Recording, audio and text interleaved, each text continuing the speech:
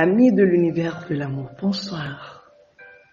On m'appelle Queen Sira, Padom c'est qui je suis, la directrice exécutive de l'organisation Love Power Entendez la puissance de l'amour, la présentatrice de l'émission Unie pour toujours, consultante en mariage et famille, l'auteur du livre Un fruit de l'arbre.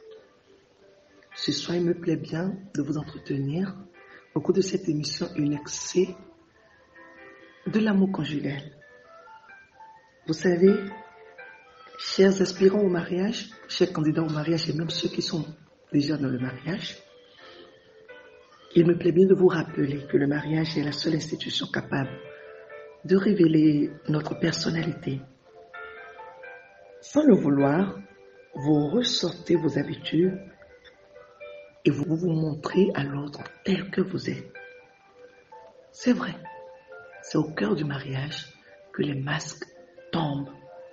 Et il est impérieux qu'avant de mettre ce projet sur pied, de se préparer.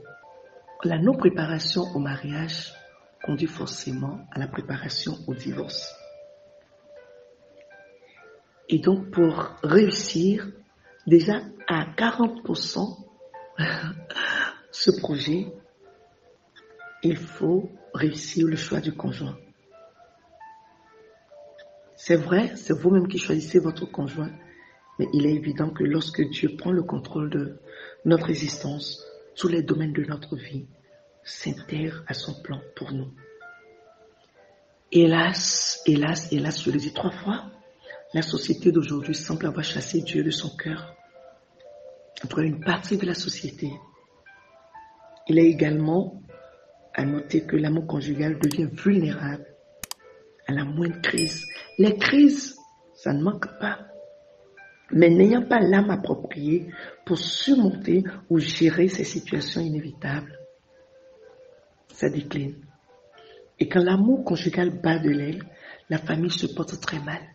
Bientôt, nous allons célébrer le 15 mai, la journée internationale de la famille. Et dans ce cadre, la Fédération des associations et acteurs de la famille a prévu une semaine pour sensibiliser les associations, pour sensibiliser les familles. C'est heureux. Vivement que les jeunes qui doivent être intéressés à cela prêtent l'oreille et nous suivent sur le terrain. Je disais tantôt que quand l'amour conjugal bat de l'aile, la famille se porte très mal. Mais quand la famille va, tout va. Ce qui est mauvais pour la qualité des enfants qui en sont issus. N'oubliez pas, la famille, c'est le père, la mère et les enfants par lien légaux ou par adoption. Du coup, les autres formes de relations sont impactées positivement ou négativement. Pour ne pas entrer dans cette perspective malheureuse pour la vie des personnes et de la société, il convient que l'amour conjugal, qui est l'archétype aux sources des autres formes de relations, soit bien préparé, je vous en supplie, bien célébré et bien vécu. Mais comment? On va parler de ce comment-là tout de suite, n'est-ce pas? Eh oui, comment préparer un mariage réussi?